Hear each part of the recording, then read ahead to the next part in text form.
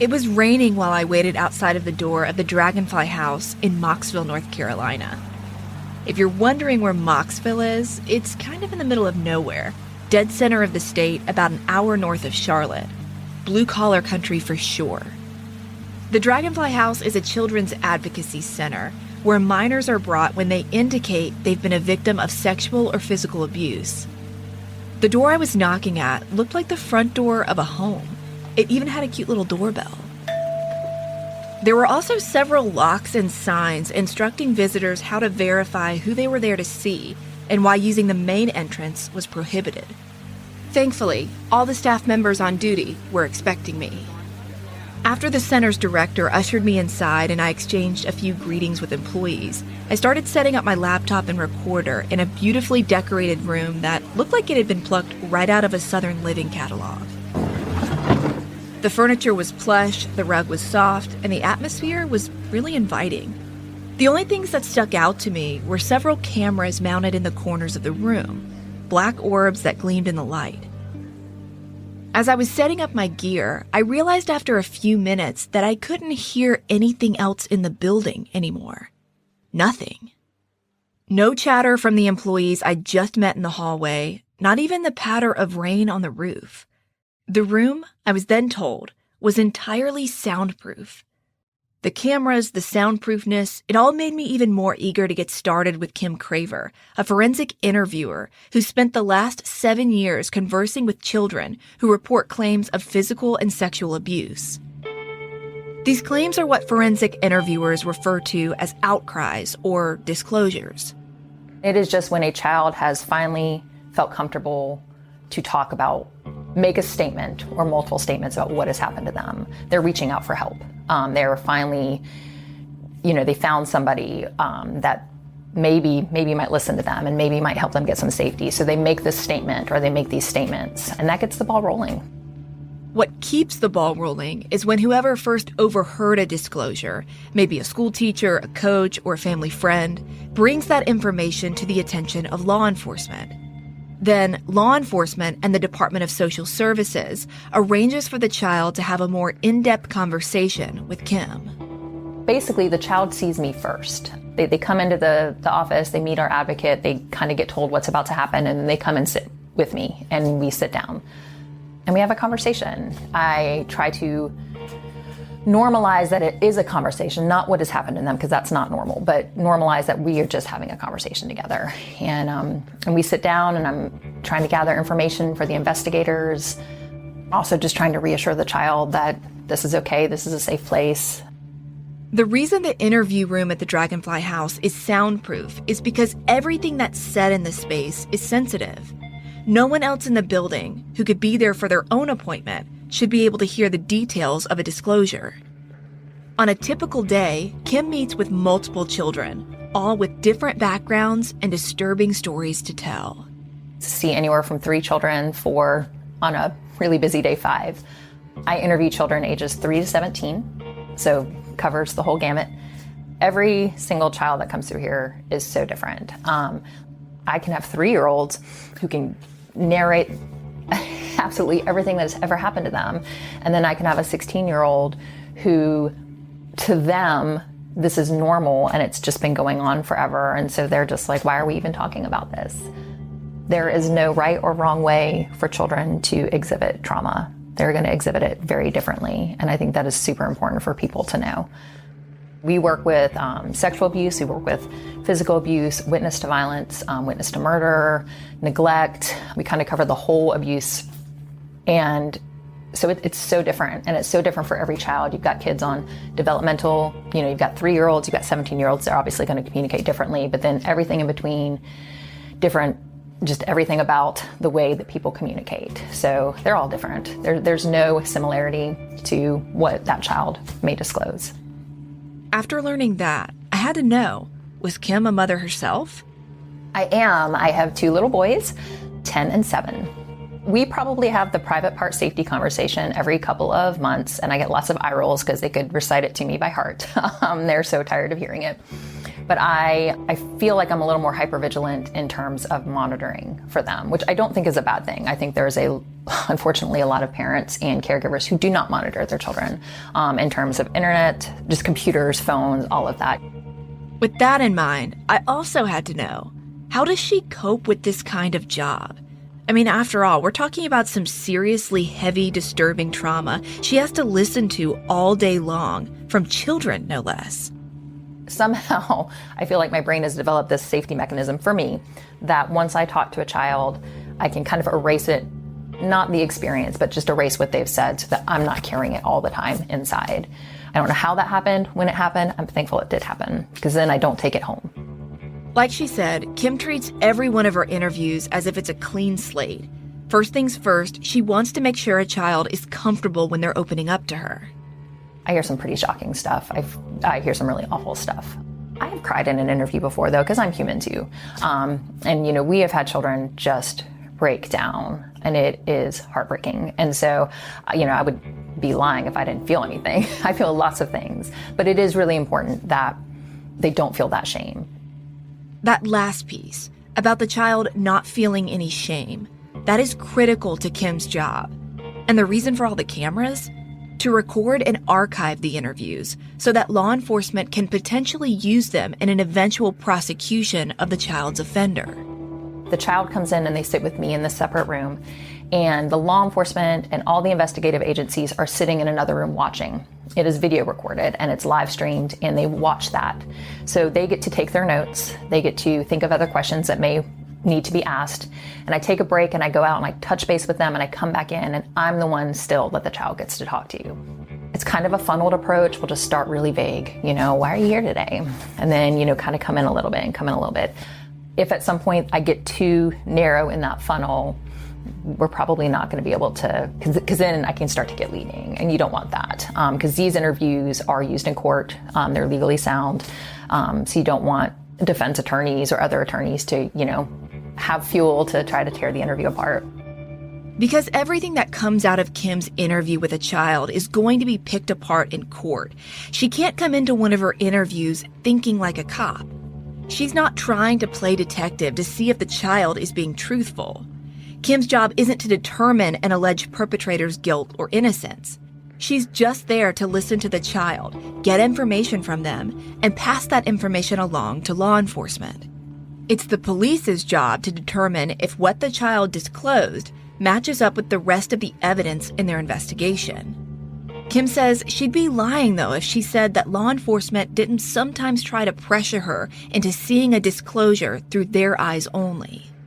The investigators, I've been working here a while now. I've done quite a few interviews for them, so they know what I can and can't ask by now. I'm not asking the leading questions. They may want me to, but I can't.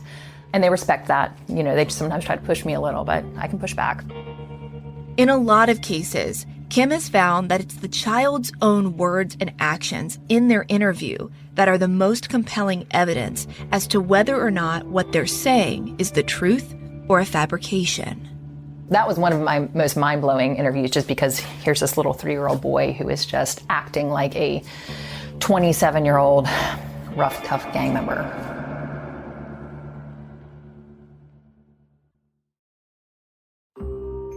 There are just some things children of certain ages should not know about or say. So if they tell Kim Craver what an adult's genitalia looks like, feels like, or what a dead body smells or looks like, then there's a high probability they've been exposed to a very specific abusive situation, and most likely other criminal acts. Otherwise, they wouldn't be able to provide so much detail. One of the things we do in the beginning is we go over rules, what is a truth, what is a lie? Can you promise to tell me the truth? And I do recognize that, they may say yes, and they may not be telling me the truth. You're looking for inconsistencies in the story. You're looking for detail. Sensory detail is huge, though. When they can provide some sensory detail, that happened. Can you think of times where you've sat with very young children and what they're telling you, they only heard, that kind of confirms the abuse is happening? Oh, absolutely. There was one little boy, and he was 3. 3 is not my favorite age to interview, just because they're very challenging. A lot of times they're not developmentally there. A lot of them have speech impediments. They're just really challenging. But this 3-year-old, he was a little boy, and the way he talked, the language he used, I mean, it was just cuss words and really crude conversation about women. I mean, he heard that from somewhere, was acting out kind of during the interview, showing me some things, talked about his family members being in gangs, and you could tell by the words that he was using that his family members were in gangs, and he was 3. Really awful stuff coming out of his mouth.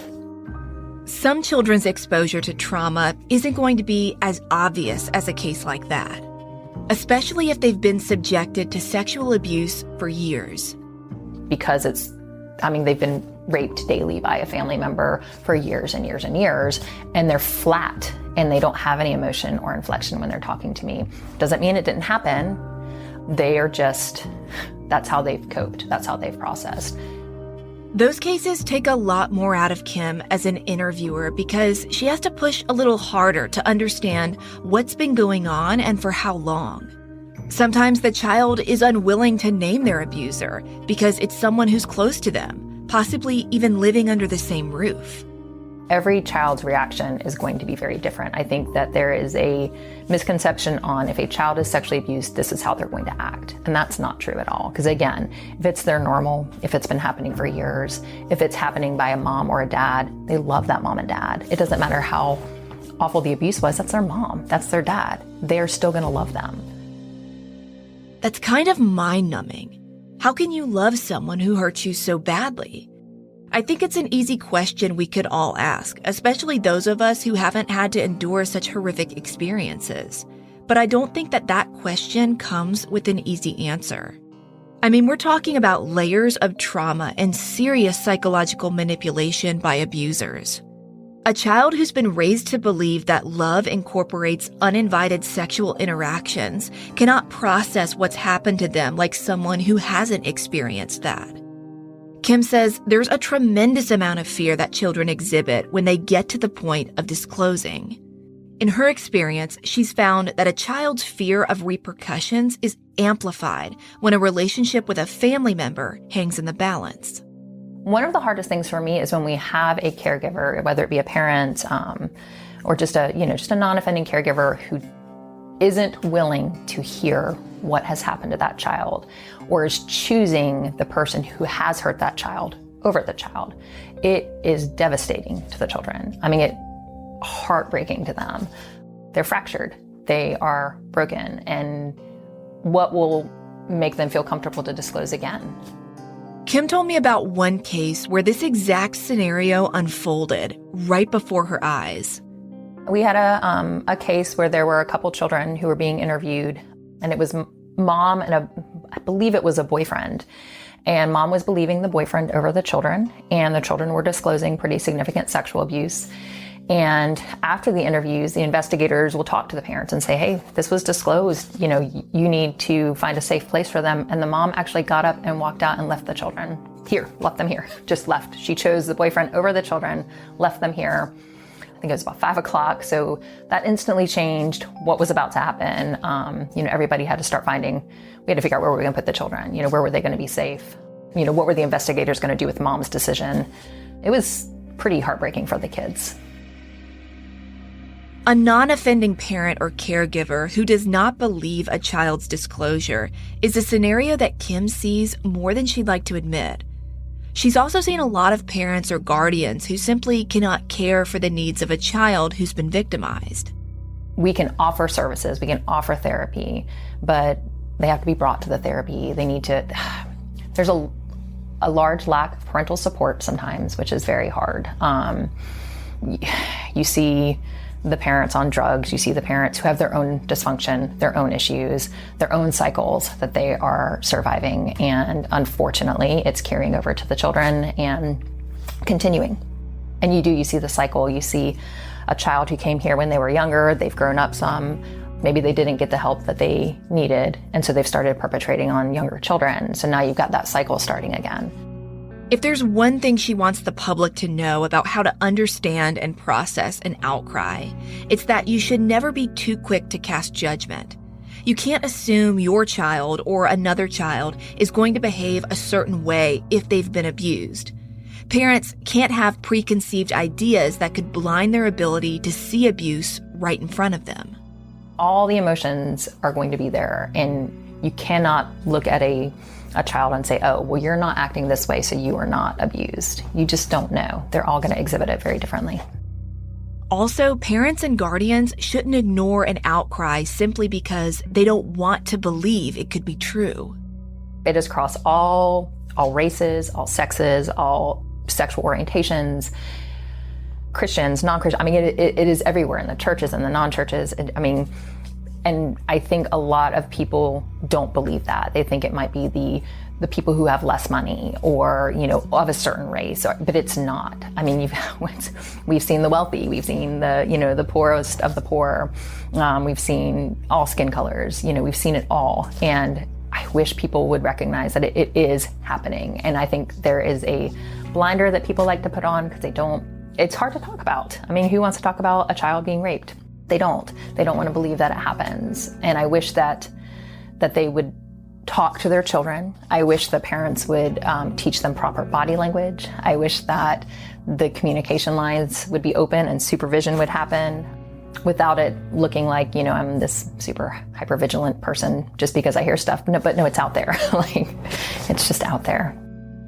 Kim worked one case in North Carolina in recent years where several adults chose not to address allegations of abuse happening in their community.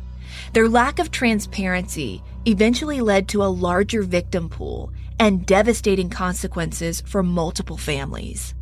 I think people try to shelter themselves and think it's not happening in the school my kids go to, it's not happening. But we had a rather large case where a youth pastor was having full access to obviously a lot of younger children and was grooming them, preparing them for more, and had actually started touching some of the children, recording himself touching some of the children. And I believe a couple of the children finally started disclosing. So, and it kind of blew up into a pretty large case because this was again, lots of access to children. It was kept hush-hush within that church, which was really frustrating because these parents needed to know in case other victims were out there. We had a lot of people who we maybe knew personally calling and saying, hey, my child goes here, what's happening? Because nobody was talking about it. And that's one of the things I wish people would do is they would talk about it. It is happening. It's happening in youth groups, it's happening in churches, it's happening in classrooms. Talk about it. Let the kids know, hey, we see that this is happening. Is it happening to you? Do we need to, do you need to be saved? That was a big hit to the community because of the lack of communication, the not talking about it. Kim says another huge problem is that we as a society have stereotyped child abusers. We've given them these identities and faces that are not always reflective of reality. I think there's a misconception that it is these old white creepy men perping on little girls, but we have moms who perp on their sons, or we have teenagers who are perping on their younger siblings.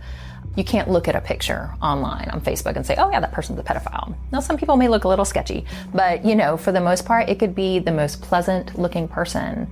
The youth pastor was a young, pleasant looking person. You would have never looked at him and said, that's a pedophile. And he did some pretty horrific stuff. Kim says the gross lack of education and communication among adults about abusive situations is definitely disheartening. But the hardest pill to swallow in her line of work is when she believes what a child is telling her, but the criminal justice system does not. That is a battle she faces often, and losing it has devastating effects. That's a really hard one, because they had to go right back into that environment and got offended by the same person.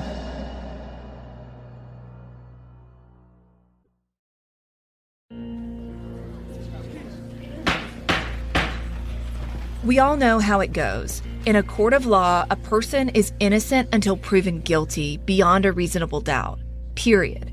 It's a creed of our Constitution, and for good reason.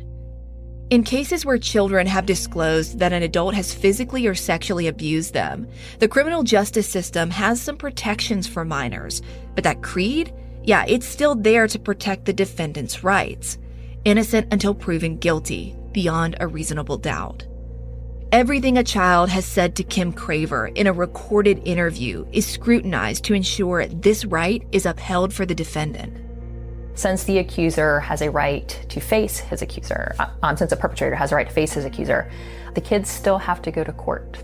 The interview is played, but the child still has to be there, unfortunately. The best case scenario is the abuser sees that video, sees that disclosure, and decides, I'm going to take a plea. And so then, we don't have to go. But we do get called pretty frequently.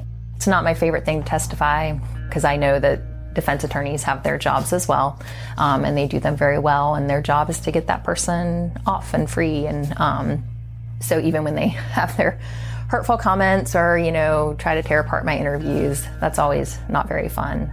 I just want to save the kids. I want to save everybody. I want to be Wonder Woman, so when somebody's coming in and tearing apart and ripping apart when you're just trying to help, that just doesn't feel good inside.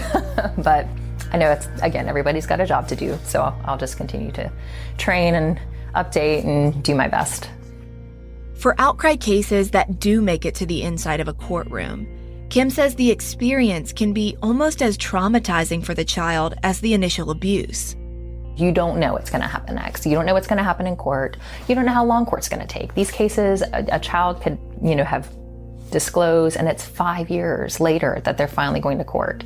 It's a different child at that point, We try not to focus too much on what that outcome is going to be, but what can we do just to help this child heal and move forward in his or her life, because you don't know what's going to happen in that.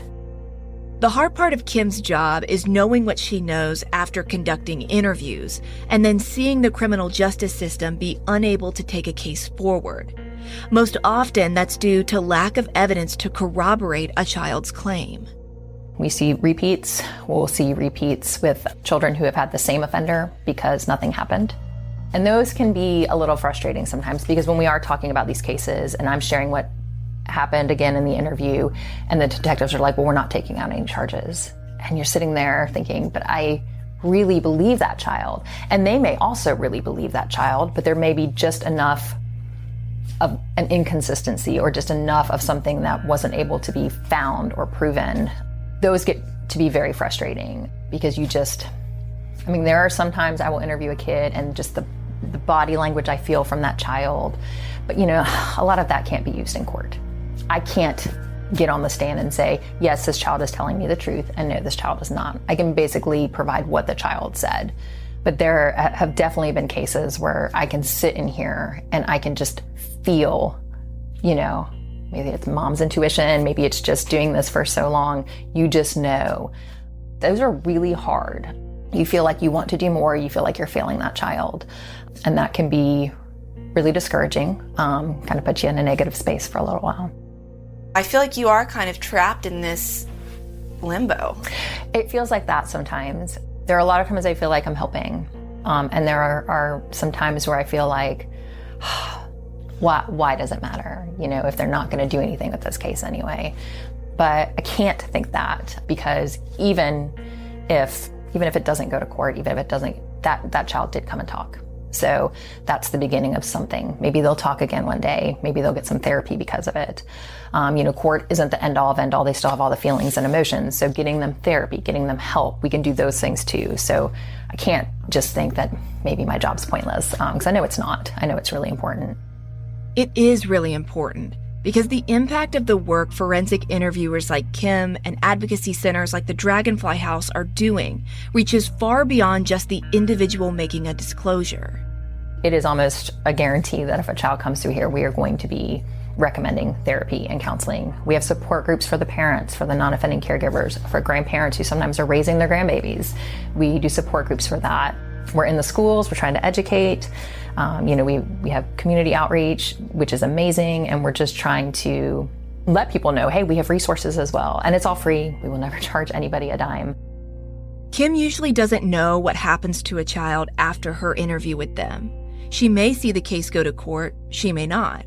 It's uncommon for her to have interactions with a child beyond that first conversation in the cozy soundproof room. But on the rare occasion she does get an update from one of them, it's a reminder that all of the darkness she walked through with them was worth it, because they didn't forget those few hours she spent with them just listening.